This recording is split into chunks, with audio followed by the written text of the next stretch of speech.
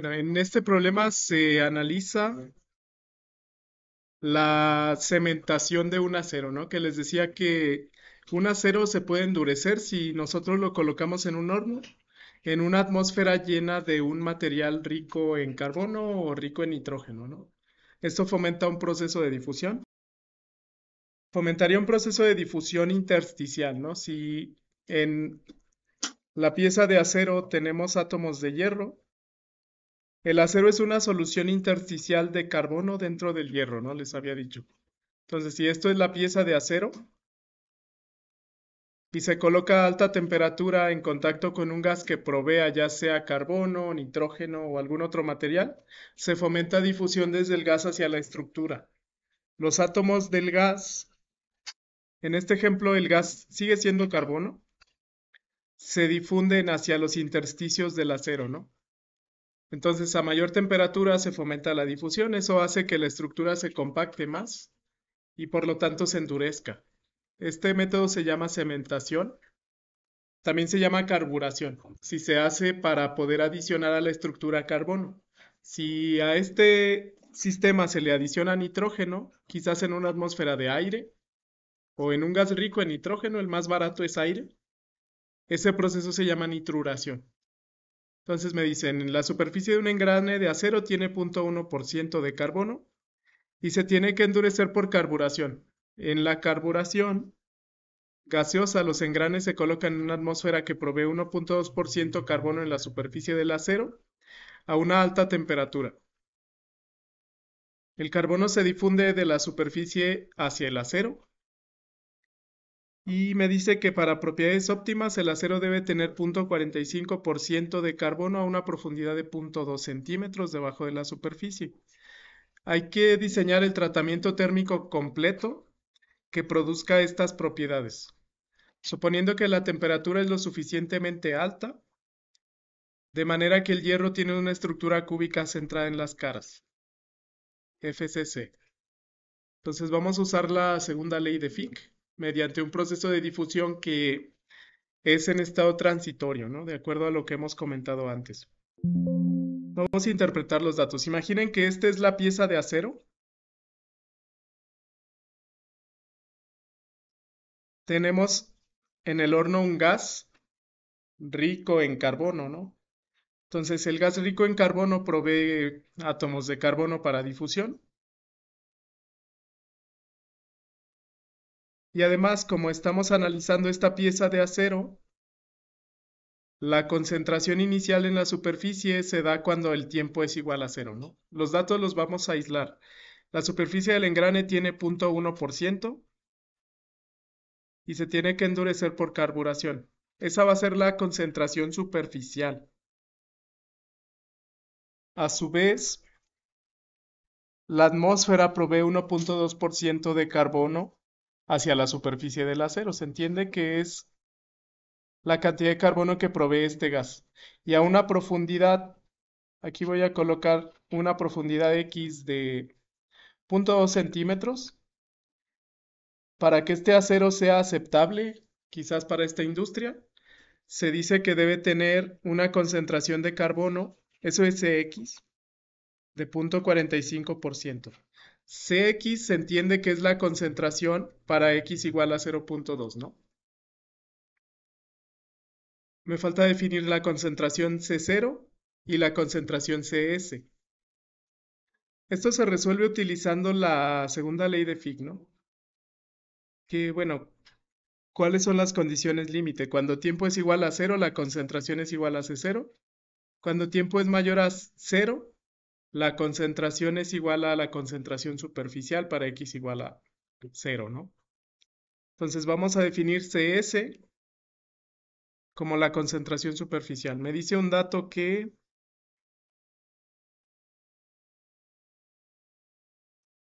este de arriba, la superficie de un engrane tiene 0.1% carbono, ¿no? Esa es la concentración inicial C0. CS, perdón. Sí, la concentración superficial.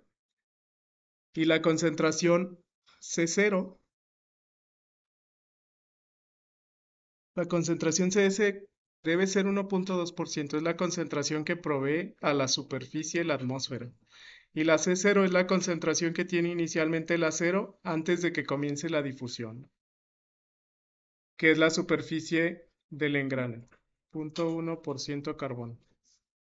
Todo está en términos de porcentaje de carbono. Entonces se entiende que la concentración que está en la superficie, que es la atmósfera de este gas, provee 1.2%. Esos serían los datos. Me piden entonces diseñar un proceso de tratamiento térmico para este sistema. ¿A qué se refiere con diseñar? Bueno, ¿a qué temperatura necesito yo llevar este engrane para alcanzar esa concentración a esa profundidad, ¿no? En la profundidad de 0.2 centímetros, debajo de la superficie, alcanzar 0.45%. Eso por difusión. La concentración original del acero sin ningún tratamiento es 0.1% carbono.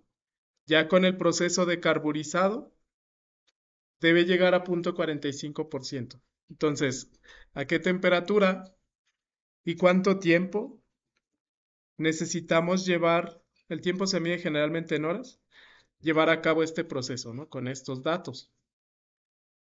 Este es un problema donde la concentración cambia con el tiempo, por eso es que no podemos usar primera ley de Fick, sino vamos a usar segunda ley de Fick. Esta es la segunda ley de Fick que ya analizamos. La derivada parcial de concentración respecto al tiempo va a ser igual a una constante D, esta es la difusividad, por la segunda derivada de concentración respecto al espesor. La solución que les pedí que dedujeran era esta, ¿no?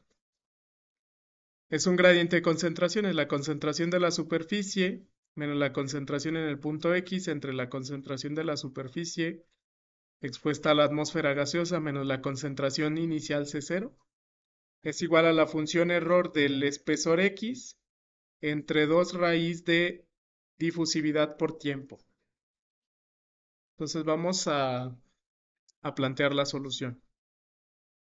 Les decía, ya vimos cómo llegar a esa expresión, ¿no? Las condiciones límite deben ser estas. Para tiempo igual a cero, la concentración del acero es la concentración original de carbono.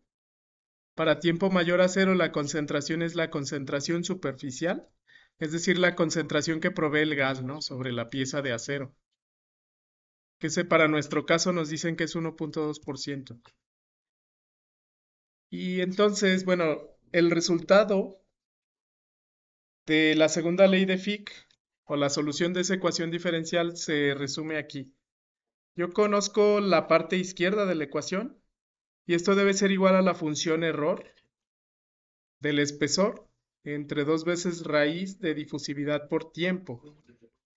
La función error vimos cómo se determina, que es esta integral por definición, ¿no? La función error de cualquier argumento x. Aquí tengan en cuenta, esta x no es el espesor, es una x arbitraria, no es una variable independiente. Es 2 entre raíz de pi por la integral de 0 a ese argumento x por el exponencial de menos tiempo cuadrado diferencial tiempo. O simplemente una variable t, ¿no? Ahora, en esta tabla se resumen los valores para el argumento de la función error. De 0 en incrementos de 0.1 en 0.1 hasta llegar a 2, ¿no? Ya les pasé también la solución gráfica de la función error. Es más sencillo utilizar la solución gráfica dado que no tengo que interpolar y que en algunos casos la interpolación lineal no es del todo correcta, ¿no? Vemos que más o menos de 0 a 0.8, quizás 0.9, la función error parece tener una tendencia lineal, pero más allá ya no es lineal, ¿no? Esta es una función asintótica. De hecho, va de 0 a 1 porque esto es una función de distribución de probabilidad.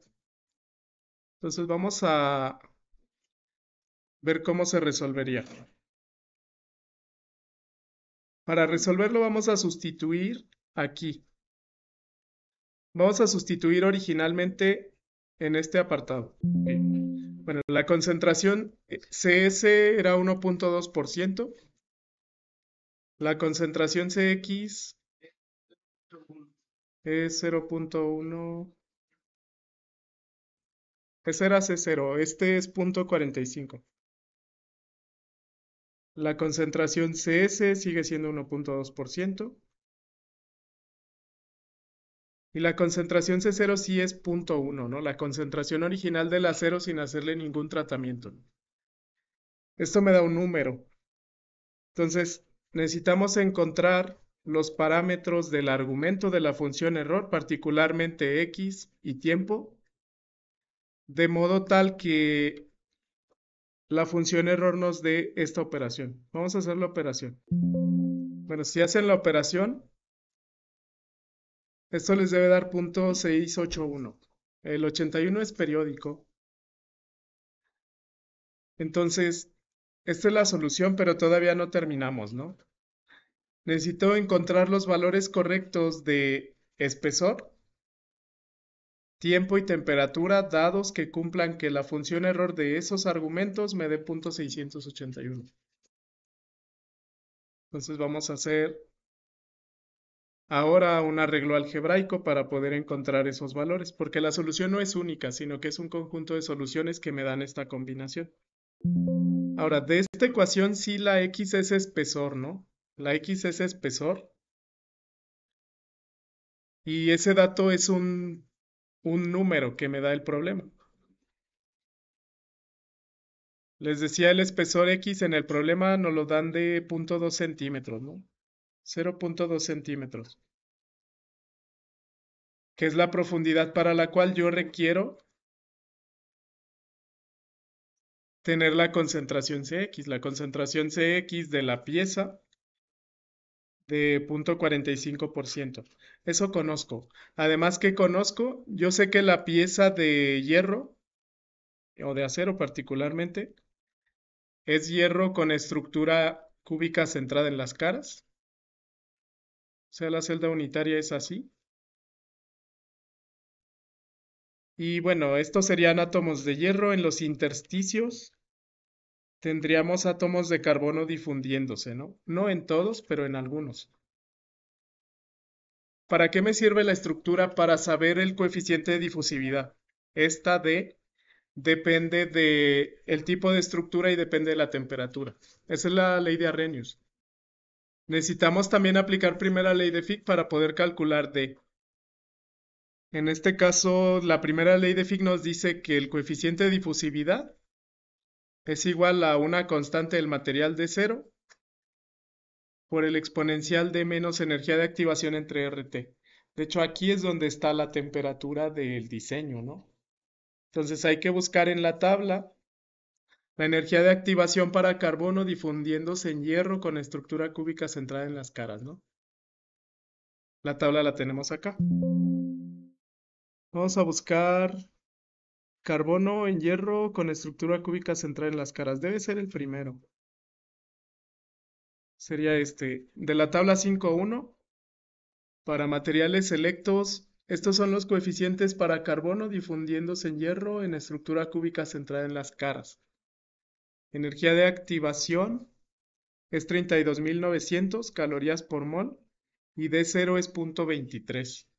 Entonces estos datos los vamos a introducir en la ecuación de la función error para poder después ver cómo cambia la temperatura con respecto al tiempo. Vamos a notar que no es una única solución, ¿no? Vamos a anotar los datos. Entonces la energía de activación para carbono difundiéndose en hierro con estructura cúbica centrada en las caras es este valor, 32.900. El factor preexponencial de 0 vale 0.23. Eso hay que introducirlo en este argumento de la función error, ¿no? Particularmente en esta D. Y vamos a generar una ecuación que represente cómo cambia tiempo contra temperatura para obtener este valor de la función error, ¿no? Hay que hacer eso. Si en este caso noten que tenemos ya dos incógnitas, ¿no? Tiempo y temperatura. El espesor lo conocemos, es 0.2 centímetros.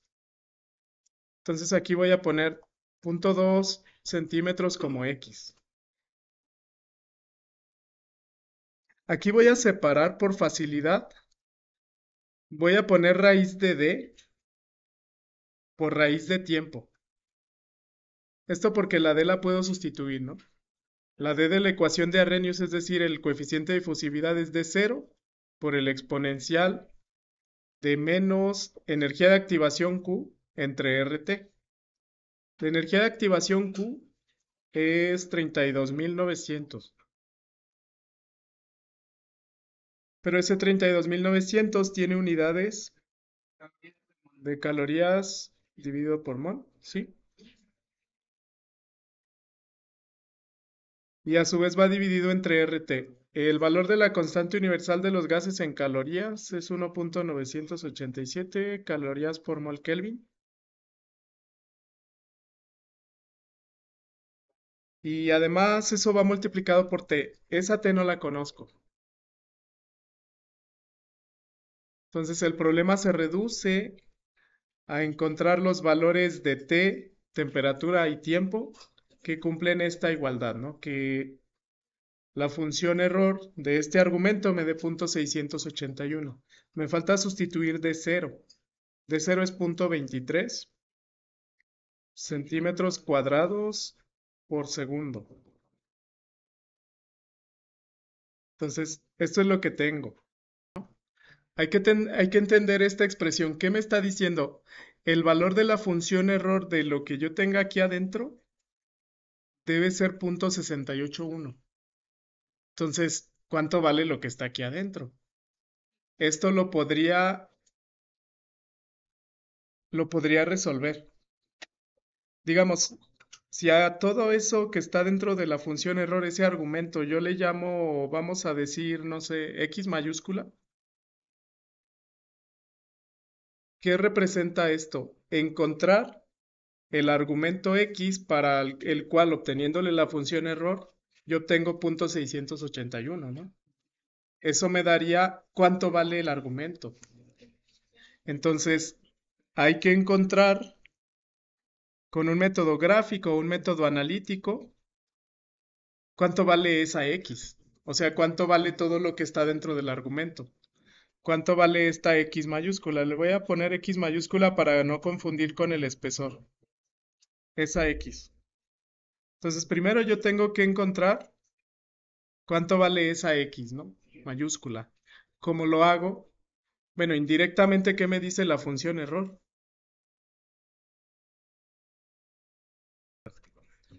Esa es la función error. Dado el valor de la función error, es decir, dado el valor de la integral, encontrar el límite superior, ¿no? Eso es lo que tengo que hacer. Por eso les di el gráfico de la función error y lo podemos hacer fácilmente, ¿no? Dado que esta función vale 0.681, bueno, ¿cuánto vale ese argumento? Si consultamos la tabla que nos da el libro, vamos a notar que no está exactamente 0.681, ¿no? Entonces, vamos a utilizar mejor el método gráfico para ser un poco más rigurosos con el valor de la función error. El libro sugiere interpolar, interpolación lineal, pero la función error no es exactamente lineal, ¿no? Entonces voy a tomar la imagen del gráfico que generamos previamente. Este es el gráfico que generamos. Les compartí cómo se puede generar. También lo estoy grabando, les voy a poner aquí el enlace, ¿no? Ahora, esta es la función error evaluando la integral desde 0 a 2. Entonces el valor de la función error está acá. La función error de x. Nuestra x es lo que yo quiero calcular sabiendo la función error. Es decir, necesito encontrar el valor del argumento que obtiene el valor de la función error de 0.681. Pues lo puedo leer de acá, ¿no? Que estaría aproximadamente aquí. 0.681. Yo puedo decir que es 0.7. Que x es 0.7, dado el valor de la función error como 0.681. Tiene cierto grado de error, pero el valor quedaría ahí. Incluso lo pueden comprobar interpolando y prácticamente les da el mismo valor. Si lo quieren comprobar interpolado, estaríamos entre estas dos, ¿no?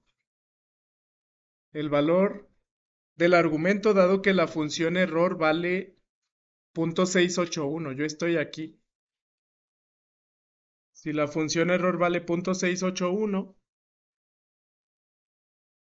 al interpolar, esta es la ecuación de interpolación lineal, pueden comprobar el resultado, ¿no? ¿Cómo se interpola? Simplemente se sustituye aquí. Para x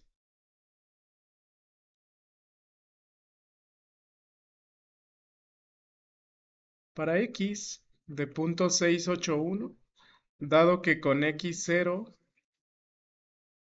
el valor de la función error es 0.6778, para una y0 de 0.7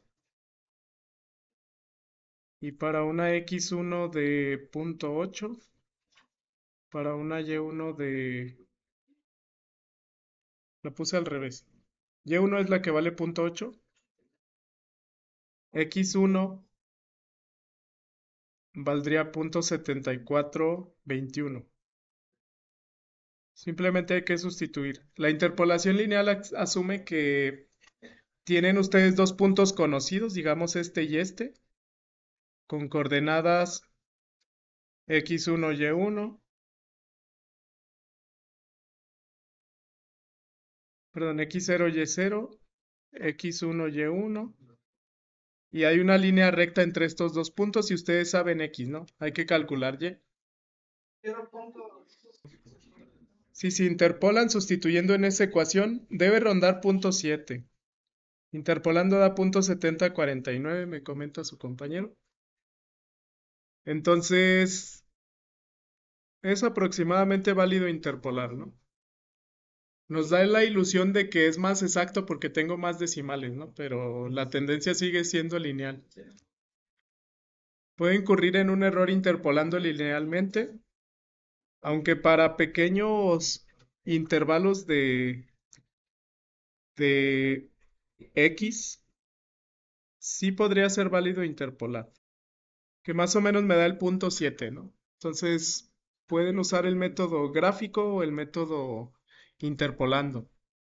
Solo noten que si yo requiriera interpolar entre otros valores, por ejemplo, más acá, esto ya no es tan lineal, al menos en esta zona. Entonces ya sé cuánto vale el argumento x, ¿no? Para obtener un valor de la función error de 0.681, el límite superior de la integral debe ser 0.7049. Vamos a usar este porque nos da la ilusión de tener más precisión porque tengo más decimales, que realmente no es el caso, ¿no? En el caso del gráfico, simplemente porque yo no tengo suficientes decimales aquí. Quizás podamos construir un gráfico solamente en este pequeño intervalo. Si sustituimos entonces de esa ecuación anterior, el valor del argumento que me da la función error de 0.681 es este, 0.7049. Entonces todo lo de adentro del paréntesis debe valer 0.7049. Ahora sí, de esta ecuación yo tengo que encontrar la combinación de tiempo contra temperatura que me dé este valor, que me dé ese valor de argumento. Para esto necesitamos hacer álgebra. Vamos a hacer álgebra para obtener una función de tiempo contra temperatura. Vamos a hacer álgebra sobre esta ecuación para obtener una función de temperatura contra tiempo. ¿Qué podemos hacer? Bueno, primero para elevar al cuadrado para eliminar esa raíz, ¿no? Vamos a eliminar toda esta raíz elevando al cuadrado término a término. Entonces, esto al cuadrado y esto al cuadrado, ¿no? Ok, vamos a separarlo. Voy a poner 0.2 centímetros entre 2 y voy a separar 1 entre Al elevar la raíz al cuadrado simplemente se cancela raíz con cuadrado, ¿no? Me quedaría 0.23 centímetros cuadrados por segundo por el exponencial de... Vamos a ponerle números. Sí, vamos a ponerle números. Esto también nos faltó que va al cuadrado, ¿no? Elevo al cuadrado 0.2 y 2 y la raíz cuadrada se cancela con el cuadrado. Ahora, ¿cuánto es 32.900 entre 1.987? Esto es 16.557.6 y eso tiene unidades, ¿no? Calorías por mol. Calorías por mol se cancela. Entonces, eso debe tener unidades de Kelvin. Es correcto.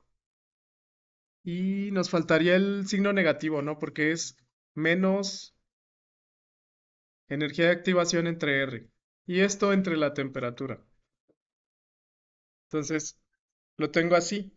La raíz de tiempo me quedaría solo como tiempo, elevando al cuadrado todo esto. Y esto debe ser igual a 0.7049 al cuadrado, ¿no? 1 sobre tiempo. Sí, ahora sí. ¿Qué hicimos? Elevamos al cuadrado todo, ¿no? 0.2 entre 2 va al cuadrado. La inversa de esta raíz del exponencial. Simplemente se cancela raíz con el cuadrado. Y la inversa de raíz de tiempo me queda la inversa de tiempo. Y esto va a ser igual a el cuadrado de 0.7049. Nada más hay que hacer más álgebra. Lo que yo quiero es una función de temperatura y de tiempo. Que tiempo sea función de temperatura o viceversa. Esto lo voy a graficar y podemos leer del gráfico los pares de valores de tiempo contra temperatura que me dan estas condiciones en el engranaje que está siendo carburizado. 0.2 entre 2 al cuadrado les debe dar 0.01 centímetros cuadrados. Y esto entre tiempo. Y esto lo voy a igualar a este producto. Como tengo la inversa del lado izquierdo, voy a poner del lado derecho 0.23 centímetros cuadrados por segundo por el exponencial de menos 16.557.6 Kelvin. Esto entre la temperatura en Kelvin.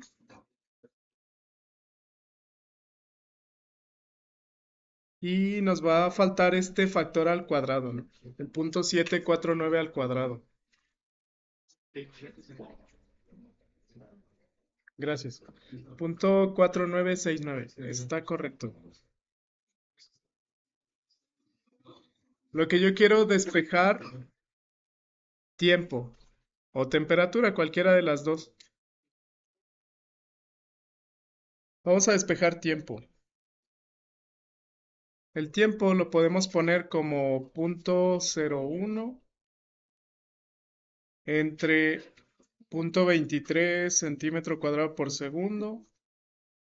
Esto entre 0.4969. Y tendría que ponerlo dividiendo entre el exponencial de este signo negativo, ¿no? E a la menos este factor entre t. Simplemente podríamos cambiarle el signo, ¿no? Ponerlo como el exponencial de 16.557.6 Kelvin entre t.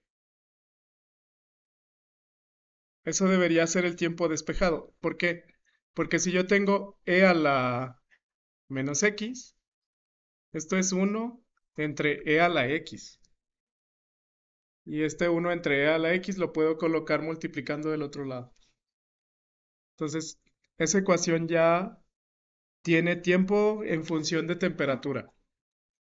Entonces, hay que encontrar de esta ecuación cuáles son los valores de tiempo y temperaturas adecuadas que ya implícitamente cumplen los requerimientos de la pieza.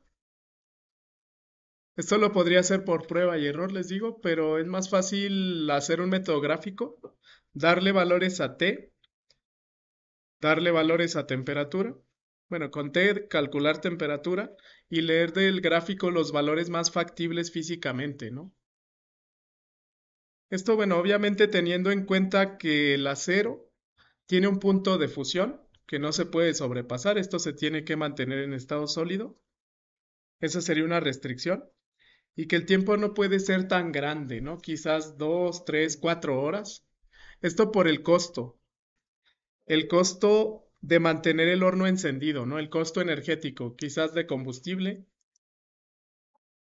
Entonces, quizás un par de horas, hasta unas 6 horas máximo, y a temperaturas inferiores al punto de fusión del acero. Entonces, vamos a graficar esto. Bueno, vamos a graficar esta ecuación. Les decía, vamos a estar usando mucho esta herramienta de Google Colab para poder graficar en Python y para muchas otras aplicaciones. Hay una librería que se llama NumPy que me sirve para generar un vector. Vamos a generar un vector de t.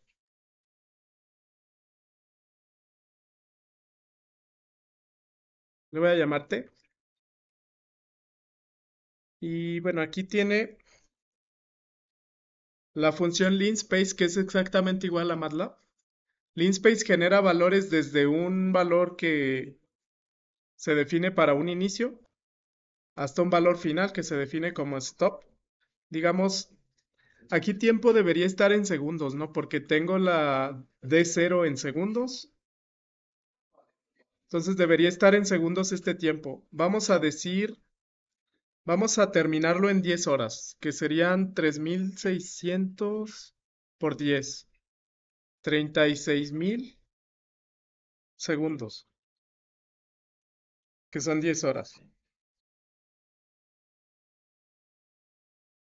Bueno, vamos a ver de qué tamaño tiene el tiempo. 50 datos, no me sirven 50 datos. Le voy a poner más datos. Lo podríamos generar en horas también. Si le quieren cambiar el número de datos, se le pone como argumento el número. Y no sé, vamos a ponerle 1000 datos, ¿no? Algo así. Ya, no se tarda nada. La longitud ya son 1000 datos. Luego para generar temperatura simplemente podemos colocar aquí la ecuación, ¿no? Ah, ok. Me es más fácil primero generar temperatura, ¿no? Más fácil generar temperatura contra tiempo. Voy a hacer lo contrario. Genero temperatura y bueno, se entiende que la temperatura va a estar en Kelvin. Vamos a ir pensemos 100 grados centígrados, que deberían de ser 373.15 Kelvin, hasta un valor, vamos a decir, de 1400 Kelvin, generando, vamos a generar los 1000 datos.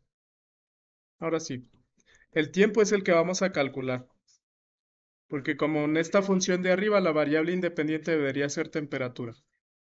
Ahora, si tiempo lo vamos a calcular como 0.01 entre el producto de 0.23 por 0.4969 y esto por el exponencial. La función exponencial está en una librería que se llama mat, que se tiene que importar aquí. Es solo mat.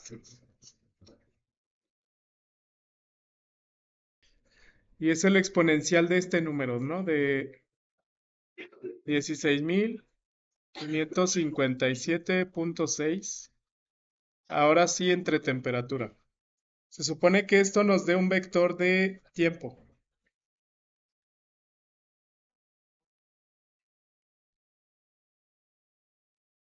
Si vamos a cambiar esto por NP para que use la función de vectores de NumPy.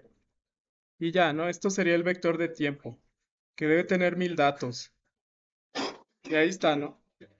El tiempo, noten que está en segundos. Realmente a mí lo que me interesa es el tiempo en horas, ¿no? Entonces nada más vamos a graficar. Hay una función que se llama matplotlib. Esa. Y voy a graficar temperatura contra tiempo. Pero el tiempo lo vamos a convertir a horas. Segundos lo podemos dividir entre 3600 para convertir a horas, ¿no? Entonces, ejecutamos y este debería ser el gráfico. Notamos que el eje Y es tiempo, el eje X es temperatura, ¿no? Quizás en 2 horas. Este es el gráfico. Graficamos en el eje X temperatura, pero lo convertí a Celsius para poderlo interpretar. En el eje Y graficamos tiempo, pero lo convertí a horas. Entonces graficamos desde más o menos 900 grados centígrados, que es lo que marcaba el problema, hasta 1600 grados Kelvin, ¿no? Que son como 1400, 1300 y tantos Kelvin, Celsius, perdón. Entonces, esto me genera el gráfico. Con el modelo que construimos, estas combinaciones de tiempo contra temperatura cumplen las especificaciones del problema.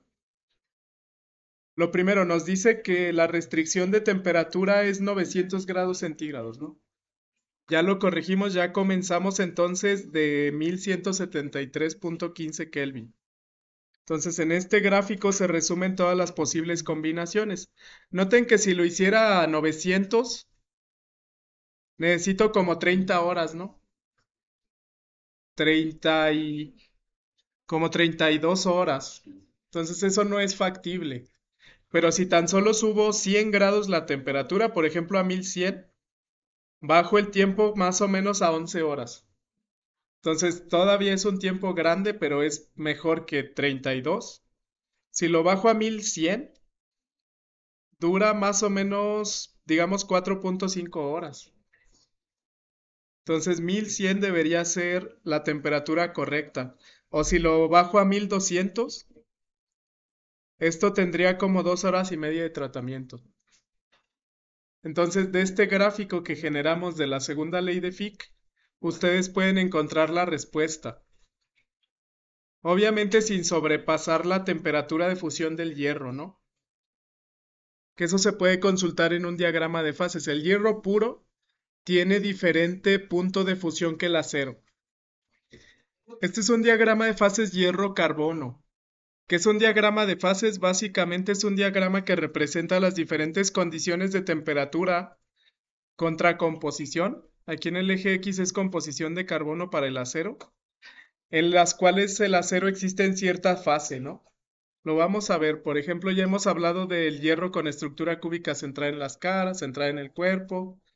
Aquí yo solamente quiero saber el punto de fusión de un acero que tiene 0.1% carbono. Esto es 1% carbono, 0.1 ronda por aquí, ¿no? Es casi hierro puro. Entonces estoy casi hasta acá, porque todos los puntos de composición y temperatura que caen en esta zona de arriba se consideran hierro líquido. Y bueno, acero líquido específicamente, ¿no? Entonces, las fases que existen, aquí es una fase delta, se le llama ferrita, que ya la hemos comentado. Aquí yo tengo otra fase gamma que se llama austenita. Prácticamente el hierro con 0.1% de carbono ronda esta composición en el eje vertical. Y entonces yo aquí puedo leer la temperatura en la que se vuelve líquido, ¿no? Porque encima de este punto el hierro es líquido. Entonces ronda 1500, más o menos entre 1500 y 1600 está la temperatura de fusión de este acero. Nada más hay que cuidar eso en la simulación, ¿no? Que no sobrepase la temperatura de fusión, porque al ser el hierro líquido, la temperatura de fusión es un poco, ok, es un poco menor. Además de que el proceso de difusión en hierro líquido ya no se lleva de la misma forma, ¿no?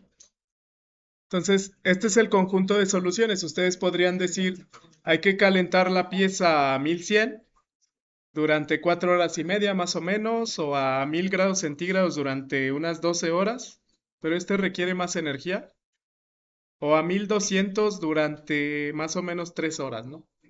Entonces, esto lo pueden solucionar del método gráfico. Si lo van a hacer a mano, bueno, planteen las temperaturas primero. Planteen quizás 3 temperaturas y para esas temperaturas calculen el tiempo en horas. Sería, por ejemplo, mantenerlo a estas temperaturas, quizás 1000, 1100, 1200. Casi siempre para ceros las temperaturas de tratamientos termoquímicos deben rondar como 1100, 1200. Esa sería la solución.